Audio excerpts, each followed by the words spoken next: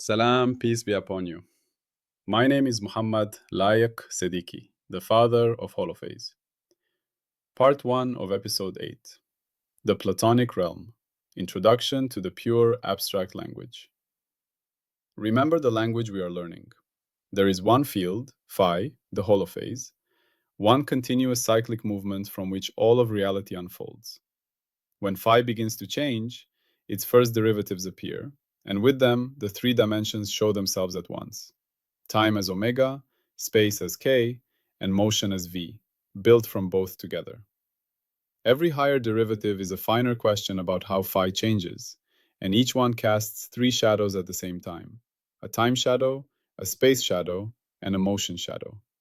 These echoes mix and weave into one another, forming the patterns we call fields, particles, bodies, thoughts, and worlds. In this picture, everything that exists is a living tapestry of phi, endlessly echoing through its derivatives and their dimensional shadows.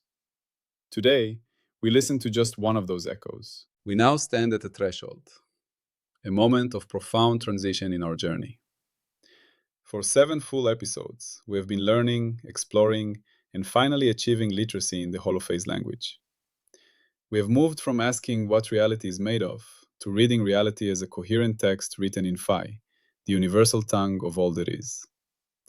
You have learned to see not only objects and events, but patterns of change, rhythms, shapes, and flows, all as expressions of the same underlying movement. But now we pause at the edge of something deeper. Now we turn our gaze away from how the language speaks our particular universe and toward the language itself, what it is in its pure, abstract essence. Before it writes any world, before it tells any story, before it becomes anything at all. In this episode, we are not adding more layers of physics on top of what we already have. We are changing the level of description.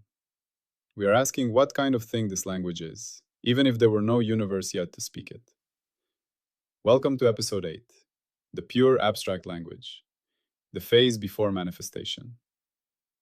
This is the episode where we ask, in the most direct way, what is before it becomes? To feel the difference, imagine that for 7 episodes, we have been exploring a great library.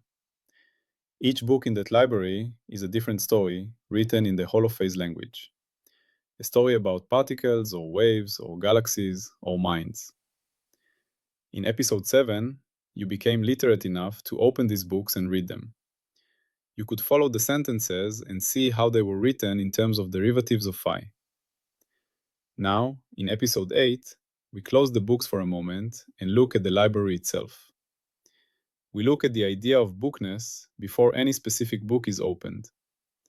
We look at letters, grammar, and narrative structure as pure possibilities that exist before any particular story chooses to use them. This episode is not world-centered. It is language-centered. We are stepping from physics into what you might call phase metaphysics, or even phase ontology, where the main question is not what exists, but what makes it possible for anything to exist in a structured, meaningful way at all. Before we step into this new territory, let us gently acknowledge how far we have already come. In episode 1, we asked what the universe is made of, and we began to suspect that the answer is not matter versus energy, but pattern, language, and structure. In the middle episodes, we built the core concepts, the idea of a field, the idea that derivatives are questions rather than decorations, and the tri-unity of time, space, and motion as 3 inseparable echoes of one underlying process. In episode 6, we assembled the alphabet and basic grammar of the Holophase language. We met phi as the silent root, omega as temporal meaning, kappa as spatial meaning, and v as motion meaning. We saw the master tree of derivatives begin to take shape above phi, like a vast branching symbol of all possible expressions. In episode 7, we achieved something like full conceptual literacy. We climbed the master tree from its root to its infinite canopy. We learned to see rivers, clouds, light beams, and even thoughts as sentences written in that tree, each one activating a certain set of branches and echoes. We learn to connect derivatives to identity, to topology, to waves, to information, to causality. By the end, you were no longer looking at the world as a set of unrelated happenings. You were looking at it as a single text, with coherent grammar and infinite nuance. Now we ask a different kind of question. If all of reality is a text written in phi, then what is this text written on? What is the alphabet before it is printed? What is the grammar before any specific sentence is formed? What is the very possibility of writing itself before any actual story appears? In ordinary language, this is like asking about English before any English sentence is ever spoken. In the holophase journey, this is like asking about phi language as a pure structure before it is implemented as our universe. To make this clearer, let us draw a simple but powerful distinction: the distinction between language and implementation. Take English as an example. On one side, you have the language itself, its 26 letters, its grammar rules, its vocabulary, its subtle structures. On the other side, you have the implementations, the actual sentences, poems, laws, novels, and conversations that people speak and write. The language itself is not bound to any one of these implementations. It exists as a possibility space. It existed before you ever spoke your first word, and it will continue to exist after every current speaker is gone. Now look at the holophase language. For 7 episodes, we have mostly been dealing with implementations, that is, with one particular universe speaking in the phi language. We have looked at the way our world uses derivatives of phi to write electrons, stars, storms, and thoughts. Episode 8 invites us to step back from that particular speech and ask about the language itself as a pure mathematical structure, as a timeless possibility space of all the ways a universe could possibly be written. This is where the word Platonic becomes useful. In the philosophy of Plato, there are ideal forms that exist independently of their particular copies. There is the form of circle, perfect and exact, and there are the many approximate circles drawn in sand, scratched on paper, or built into wheels. The form is not located in any one of these, yet it gives them their structure. In the same way, we can speak of a Platonic phi, a pure holophase language existing as an abstract form, and of particular universes as its concrete sentences. At this pure level, phi is not yet vibrating as an electromagnetic wave. It is not yet curving into gravity. It is not yet forming atoms or thoughts. It is simply a rule that assigns a cyclic value to each point of a smooth underlying space. In mathematical language, we would say that phi is a function from a manifold to a circle. In simpler terms, you can imagine a blank continuous expanse, and at every point of that expanse, a tiny clock hand pointing somewhere around the circle. The particular arrangement of those clock hands, the way they align and misalign, is a possible pattern of phi. Why do we insist that the values of phi live on a circle rather than on a straight line? Because the circle carries 3 crucial structural gifts. First, it has no edge. You can keep moving around and never fall off. There is no maximum or minimum value of phi that cannot be exceeded. Second, the circle naturally supports periodicity. When you go all the way around, you return to the same point, so patterns of repeating phase arise naturally.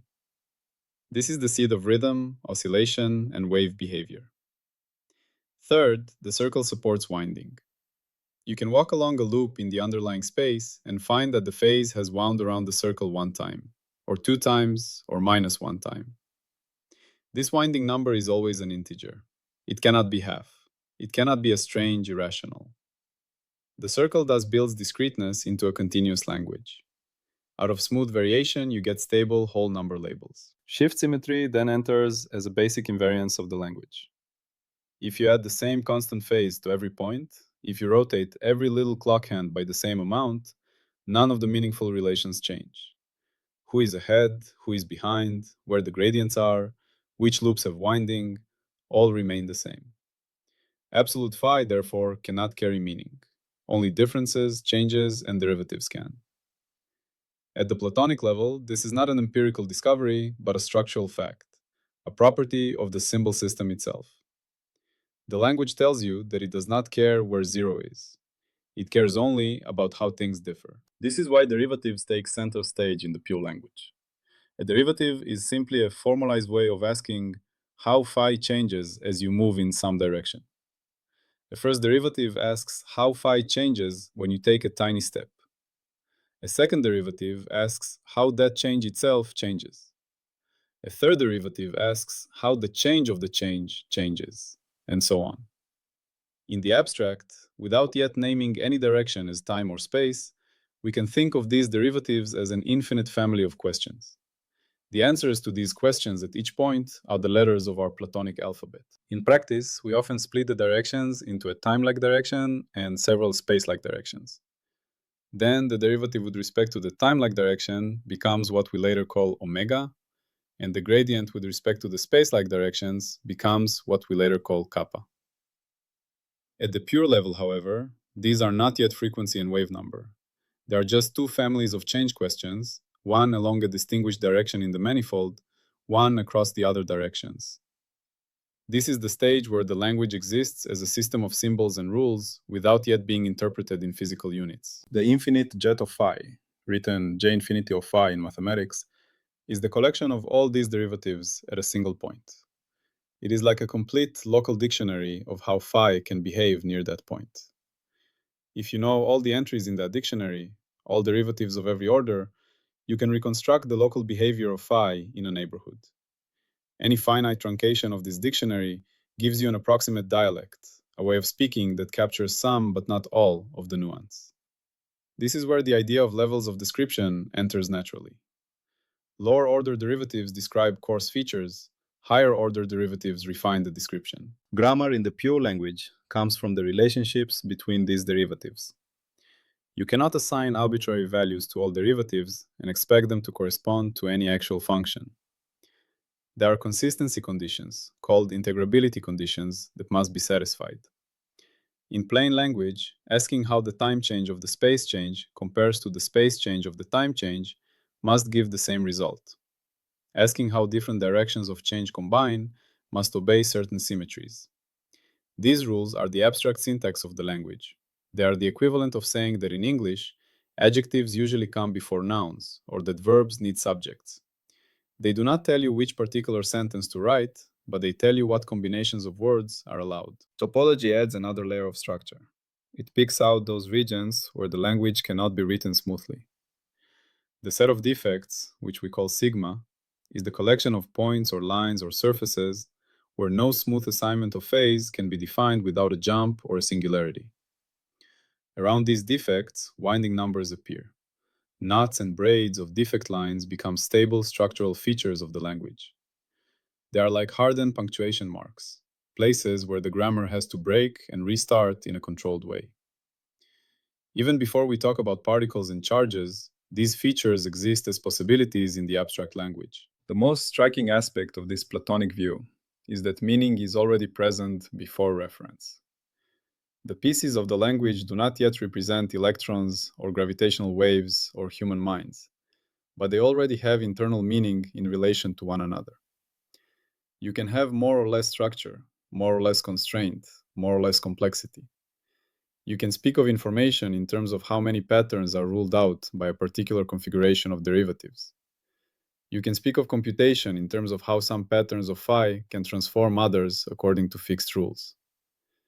You can speak of memory in terms of how the present configuration depends on the path taken through the space of possibilities. Time, space, and motion reappear here as three interpretive axes for reading any given configuration of phi.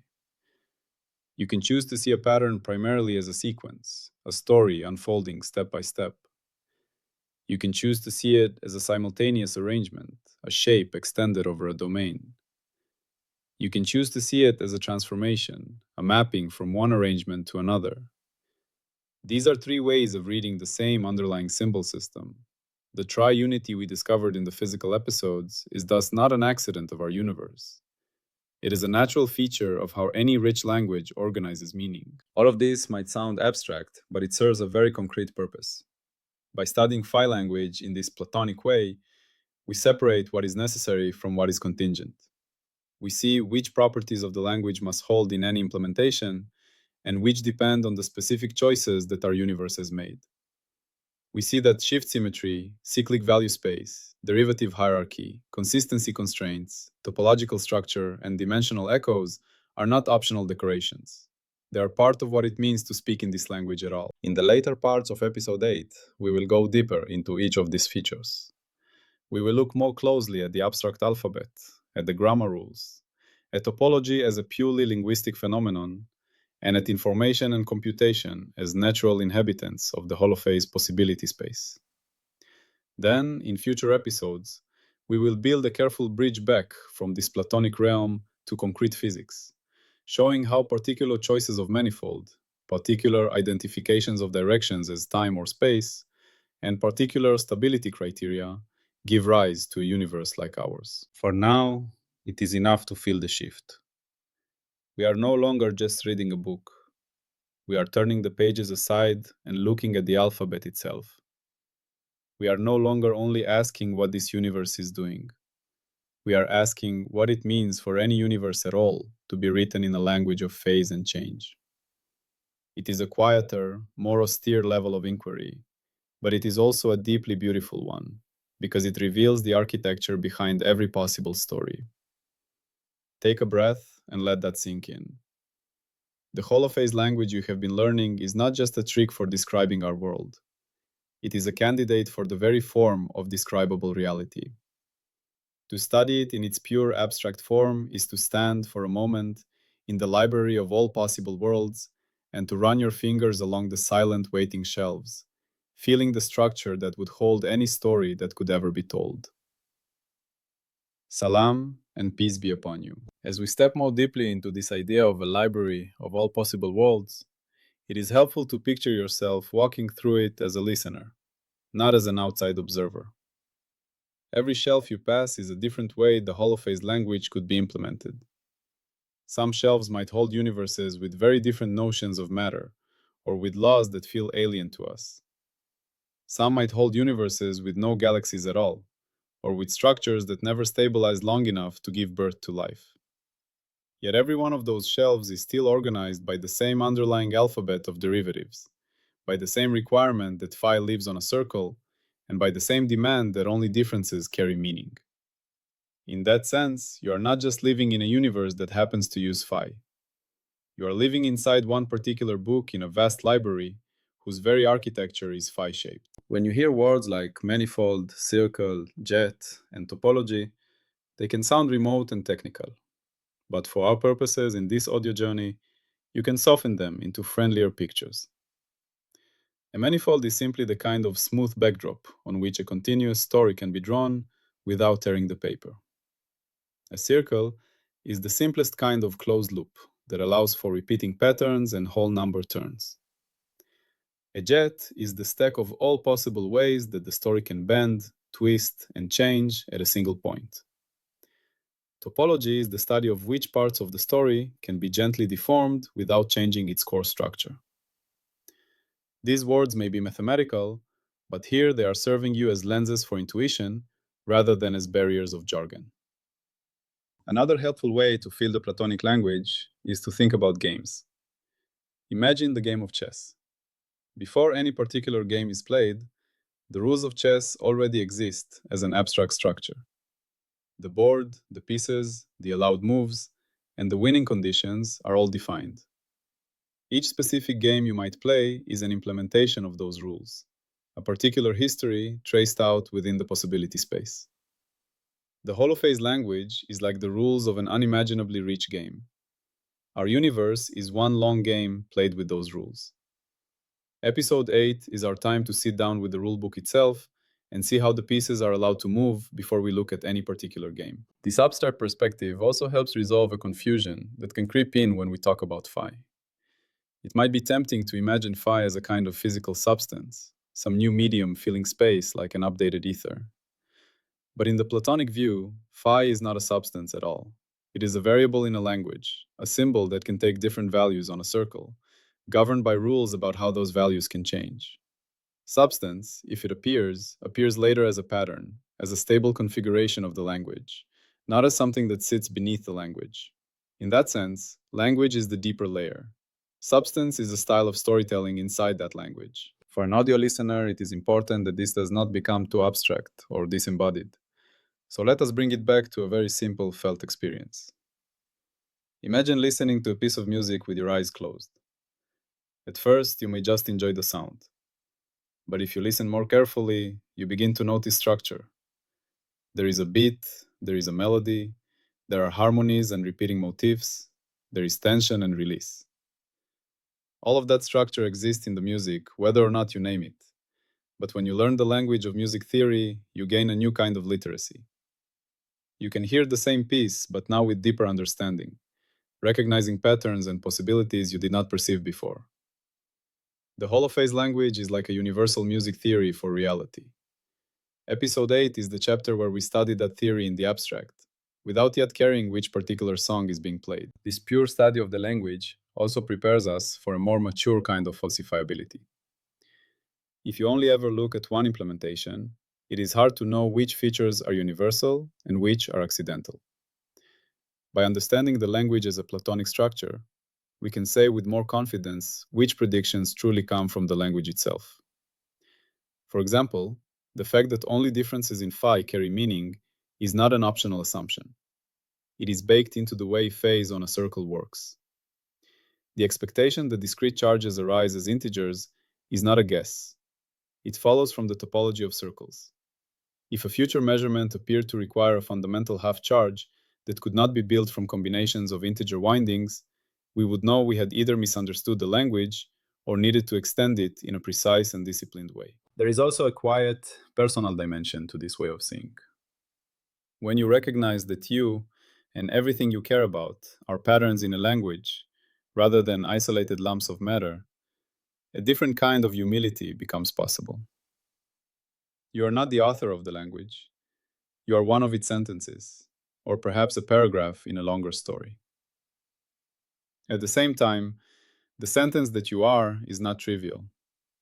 It is an extremely intricate, long-lived pattern in phi, one that could only exist because the language has the depth and coherence to support such a pattern. Seeing yourself as part of the expressive power of the language can bring both softness and responsibility. Softness, because you are held inside a larger order. Responsibility, because every action you take is another line in the story being written. As we go forward in episode 8, I invite you to keep returning to one simple contrast. On one side is the implemented universe, the specific world of particles, planets, and people that we inhabit. On the other side is the pure language, the timeless architecture of phase and change that could write many different worlds. The first is like the spoken story. The second is like the grammar that makes any story speakable. Our task in this episode is to become quietly familiar with the grammar, to feel its contours and necessities, so that later, when we dive back into the concrete world, we can recognize which features are truly structural and which are contingent decorations. You do not need to hold all the technical terms in your head. What matters is the overall picture. There is a single cyclic variable, phi, defined on a smooth backdrop. Only its differences matter. The ways in which those differences can be layered, differentiated, and constrained form an infinite alphabet of change questions. Relationships between those questions form a grammar. Certain unavoidable singularities in those patterns form a discrete topological skeleton. Time, space, and motion are three lenses through which any such pattern can be read. Information, memory, and computation are natural consequences of how patterns constrain one another in this landscape. All of this exists already at the level of pure form, before any laboratory, before any detectors, before any stars, and even before any particular universe chooses to exist. If you can keep that much in your awareness, you are ready for what comes next. In the following parts of episode 8, we will move more slowly through each of these aspects. We will give the abstract alphabet more color. We will walk more carefully around the defects of the language, and we will see how the tri-unity of time, space, and motion shows itself, even when no concrete universe has yet been chosen. For now, let this introduction settle. You are not just learning about another physical theory. You are being invited to see reality as one possible story inside a deeper, timeless language, and to glimpse that language itself with new clarity. Peace be upon you.